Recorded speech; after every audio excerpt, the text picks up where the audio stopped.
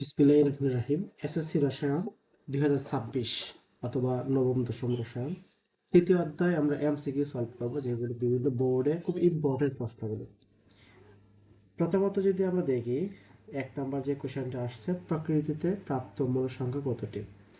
তো আমরা যদি পজিশনে যারা পড়ছি এসএসসি পরীক্ষার্থী, জাস্ট একটু মনে করে দিতে চাই, সর্বশেষ তত্ত্ব মতে মূলের সংখ্যা হচ্ছে আবিষ্কৃত 118টি, তাই না?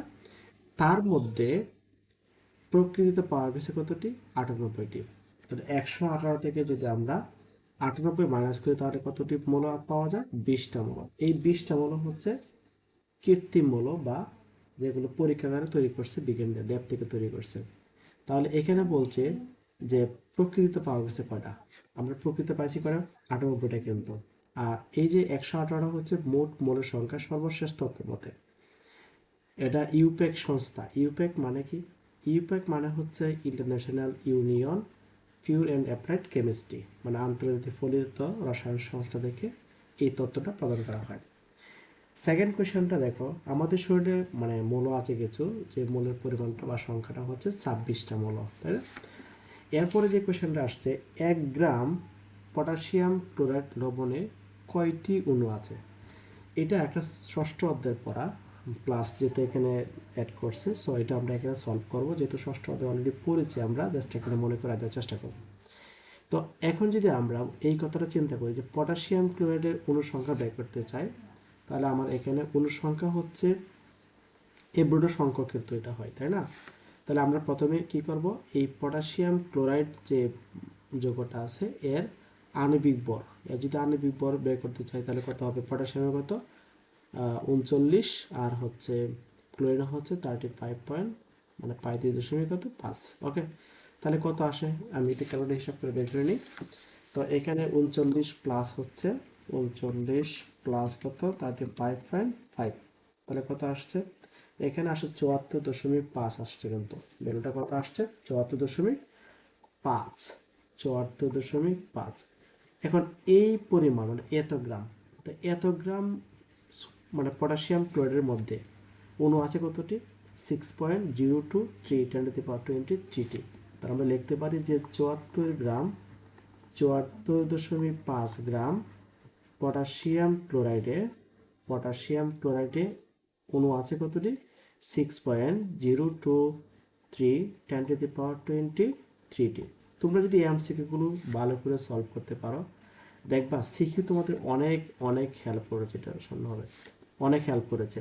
তাহলে যেহেতু 1 গ্রামের মধ্যে কতটি আছে, তাই না? 1 গ্রামের মধ্যে পটাশিয়াম ক্লোরাইড অণু কতটি আছে, আমি এটা কি করব? 6.023 ডিভাইডেড বাই কত হবে? ডিভাইডেড বাই হবে 74.5 গ্রাম। আমি একটু ভাগ করে নিচ্ছি এটাকে। তাহলে 6.023 ইন্টু 23টি ডিভাইডেড বাই কত? 74.5 গ্রাম, তাই না? এখানে উত্তরটা আসছে, জিরো 8.084 10^21 এতটি। তাহলে উত্তরটা হবে কোনটা? প্রথমটা উত্তর হবে, তাই না? প্রথমটা। এরপরে যেটা আছে, এক অণু ফেরিক কার্বনেটের পরমাণুর সংখ্যা কত হবে? আচ্ছা, ফেরিকের যে প্রতীকটা সেটা হবে কিন্তু ফেরাম, মানে Fe। তো আমরা জানি ফেরামের যোজনী হচ্ছে 2 এবং কত? 3, দুটো যোজনী হয়ে থাকে। এটা একটা অবস্থান্তর মৌল। এখন এই যোজনী যখন 2 ইউজ করবা, তখন এটা উচ্চারণ হবে ফেরাস। এটা উচ্চারণটা কি হবে? ফেরাস হবে। আর যখন যোজনী 3 ইউজ করা হয়, তখন এর উচ্চারণটা হবে ফেরিক। তার মানে বুঝতে পারতেছি এখানে ফেরিক যেহেতু বলা হয়েছে, যোজনী 3 ইউজ করছে। আর কার্বনেটের সংকেতটা এটা যৌগমূলক, তাই না? CO3। আবার এর যোজনী হচ্ছে কি? 2। আমরা যখন সংকেত বা যৌগ লিখবো, তখন যোজনী কিন্তু মোস্ট ইম্পর্টেন্ট একটা বিষয়, তাই না? কারণ যোজনী বিপরীত পাশে বসাইতে হয়। তো এখানে যদি Fe লিখি আমরা, বা কার্বনেট দিলাম পাশাপাশি, তো আমরা জানি এ যোজনী 3, কিন্তু এ যোজনী কত? 3। আর এ যোজনী কত? 2। তো যোজনী বিপরীত পাশে বসাতে হবে, 2 এখানে বসবে আর এই 3 কিন্তু এখানে বসবে, তাই না? তো হিসাবটা করে আমরা দেখি, একটু কালারটা চেঞ্জ করে নেই। এখানে দেখলাম যে ফেরাম কটা আছে? 2টা আছে, প্লাস আর কার্বন কটা আছে? 3টা আছে, আর অক্সিজেন কটা? 3 থেকে 9। তাহলে হিসাব করলে কত হয়? 5 আর 9 কত 14, তাহলে 5 আর 9 14, তাহলে উত্তর কোনটা? এটা কিন্তু উত্তর। ওকে, এটা উত্তর 14টা। সেম ভাবে আরেকটা কোশ্চেন দেখা যায় 5 নম্বর আছে। দেখো প্রত্যেকটা কোশ্চেন কিন্তু বিভিন্ন বোর্ডে আসছে, কিন্তু এতটাই ইম্পর্টেন্ট, তাই না? অনেক ইম্পর্টেন্ট কোশ্চেনগুলো। 1 গ্রাম সালফিউরিক অ্যাসিড, তো সালফিউরিক অ্যাসিডের সংখ্যাটা হচ্ছে H2SO4 সালফিউরিক অ্যাসিড। তো H2SO4 এই সালফিউরিক অ্যাসিডে কতটি হাইড্রোজেন পরমাণু রয়েছে? এটা ষষ্ঠ অধ্যায়ে পড়া, তারপরও যেহেতু আমরা প্র্যাকটিস আগে করেছি, জাস্ট একটু মনে করার চেষ্টা করবো আমরা। এখন এই সালফিউরিক অ্যাসিড প্রথমে কি বের করবো? আণবিক ভর বের করবো। তাহলে হাইড্রোজেনের পারমাণবিক ভর কত? 1 গুণ 2, যেহেতু 1 হচ্ছে তার পারমাণবিক ভর, হাইড্রোজেন কোনটা 2টা আছে, এই জন্য 2 গুণ দিলাম, প্লাস হবে, তার একটা পরমাণু পারমাণবিক ভর লিখবো।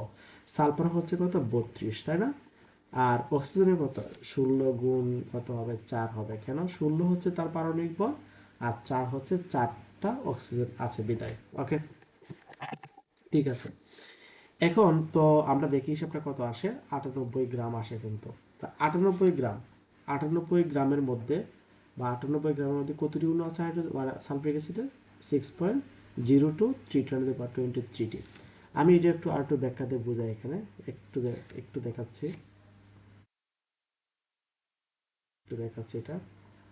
এটা এটা দেখাবো। তাহলে আমি লিখি, যদি 98 গ্রাম সালফিউরিক অ্যাসিডে অণু আছে, এটা একটু ব্যাখ্যা দিয়ে বোঝাচ্ছি, কারণ যদি সিকিউতে চলে আসে বা অণু আছে, কতটি অণু আছে, ওই যে অ্যাভোগাড্রো সংখ্যার পরিমাণ, তাই না? 6.023 10 কত 23 এতটি। ওকে, এখন যদি আমরা 1 গ্রামে বের করতে চাই, তাহলে 1 গ্রামে সালফিউরিক অ্যাসিডে অণু আছে, কতটি অণু আছে? 6.023 10 এটা ডিভাইডেড বাই কত হবে? এখানে কত? 98 গ্রাম, তাই না? 98 গ্রাম এতটি। ভাগ করলে কত আসে? আমি একটু ভাগটা দেখি, ক্যালকুলেটার হিসাব করে। 6.023 আছে কত হবে? 23টি, ভাগ কত আসছে? 98। ওকে, তো এখানে উত্তরটা কত আসছে?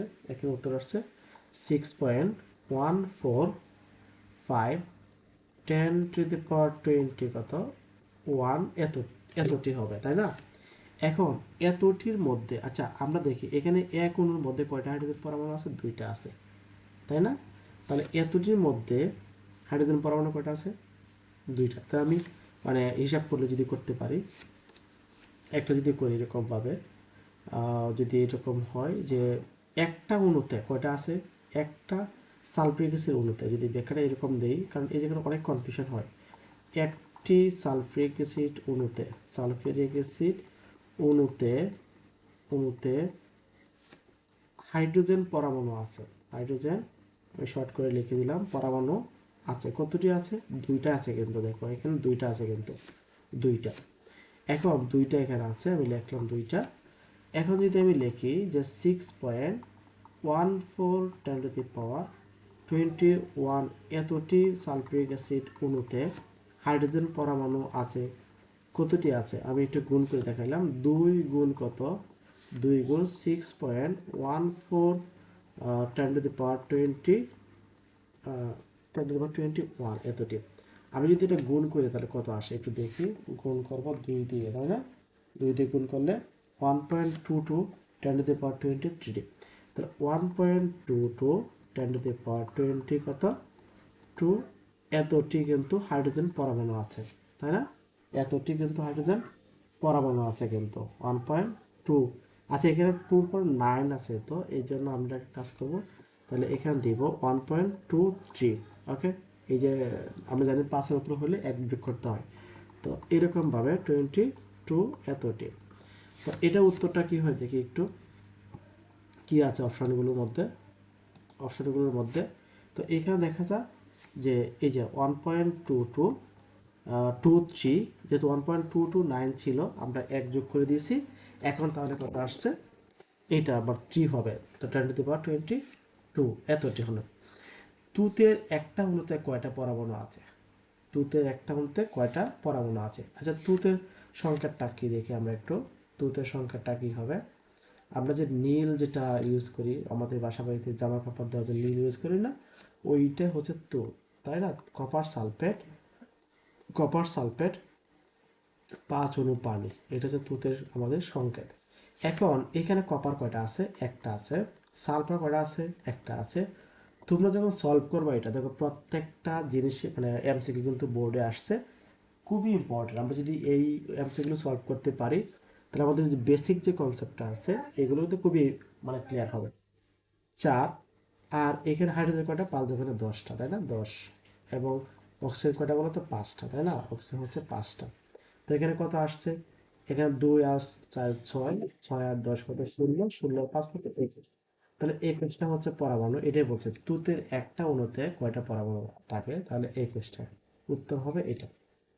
সেম ভাবে দেখো এই এই প্রথম অর্থে যে প্রথম যে পার্টগুলো আছে যদি আমরা সলভ করতে পারি, তো বিভিন্ন প্রকার যে সংকেত আছে এই সংকেতের ব্যাপারটা কিন্তু অনেক কমপ্লিট হয়ে যাবে, তাই না? অনেক কমপ্লিট হয়ে যাবে। অ্যামোনিয়াম হচ্ছে, অ্যামোনিয়ামের প্রতীক সংকেত হচ্ছে NH4। আর যদি অ্যামোনিয়া বলি আমরা, অ্যামোনিয়া, তাহলে NH3 হবে। আর অ্যামোনিয়াম আম যদি বলি তো NH4। এটা একটা কিন্তু মানে যৌগমূলক রেডিকেল। বাট অ্যামোনিয়া যেটা আছে আমি লিখে দিই একটু পাশে, অ্যামোনিয়া যেটা আছে সেটা হচ্ছে কিন্তু NH3। এটা কিন্তু তোমার গ্যাস, বাট এটা কিন্তু ধাতু।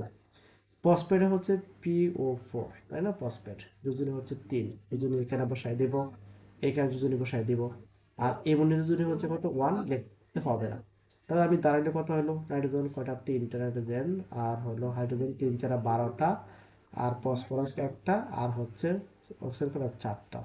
15 16 20, কত হয়, 20টা হয়। তাহলে এটা রাইট। সেম ভাবে আরেকটা সংখ্যা লেখা আছে এখানে, যৌগমূলক দিয়ে সংখ্যাগুলো লেখা আছে। তোমরা এই অধ্যায়ের মধ্যে এগুলো খুবই ইম্পর্টেন্ট শিখে রাখবা, কারণ এটা দিয়ে খুব কনফিউশন হয় তোমাদের। যে কারণে এটা যদি বেশি করে ক্লিয়ার করতে পারো তাহলে দেখবে মানে বেসিক যে কনসেপ্টটা এটা ক্লিয়ার হয়ে যাবে তোমাদের। তো অ্যালুমিনিয়াম হচ্ছে এল, এর প্রতীক হচ্ছে এল। নাইট্রেট হলো কি NO3, নাইট্রেট একটা যৌগমূলক। তো আমরা জানি অ্যালুমিনিয়াম যোজনী হচ্ছে 3, আর নাইট্রেট হচ্ছে 1 যৌগমূলক। তো এই যোজনীগুলো বিপরীত পাশে বসাবো, তাই না? 3 হবে এখানে, আর 1 দিলেও চলবে, না দিলেও কিন্তু চলবে। তো আমরা দেখি এখানে অ্যালুমিনিয়াম কয়টা আছে, এখানে অ্যালুমিনিয়াম কয়টা আছে। তো অ্যালুমিনিয়াম আছে একটা, আর নাইট্রোজেন কয়টা আছে, 3টা, আর অক্সিজেন কয়টা আছে, 3 থেকে 9টা, তাই না? তো 10 মানে 10 কত, 13টা। ওকে, 13টা কিন্তু আমরা এখানে পেয়ে গেছি, তাহলে এটা উত্তর হবে এইটা। পটাশিয়াম ডাইক্রোমেট, পটাশিয়ামের প্রতীকটা হচ্ছে কি কে, আর ডাইক্রোমেট হলো CR2O7। ডাইক্রোমেট হচ্ছে একটা যৌগমূলক, এর যোজনী হচ্ছে 2, এই দুইটা এখানে বসাই দেব। আর পটাশিয়াম যোজনী কত, 1, এখানে দিলেও চলবে, না দিলেও কিন্তু চলবে। ডাইক্রোমেট CR2O7, এটা কিন্তু একটা যৌগমূলক, এই জায়গাটা কিন্তু একটা যৌগমূলক, এর যোজনী হচ্ছে কত, 2, এই দুইটা এখানে বসছে, আর 1 দিলে চলবে, না দিলেও চলবে। সেমভাবে বলছে এখানে আমাদের, সেমভাবে বলছে যে এখানে কয়টা আছে, তাই না? তো পটাশিয়াম কয়টা, 2টা আছে। আর ক্রোমিয়াম কয়টা আছে, ক্রোমিয়াম হচ্ছে 2টা। অক্সিজেন কয়টা, 7টা। তো 7 4 কত, 11 হয় কিন্তু, সরি এটা 11 হবে, 11 হয়, তাহলে এটা উত্তর।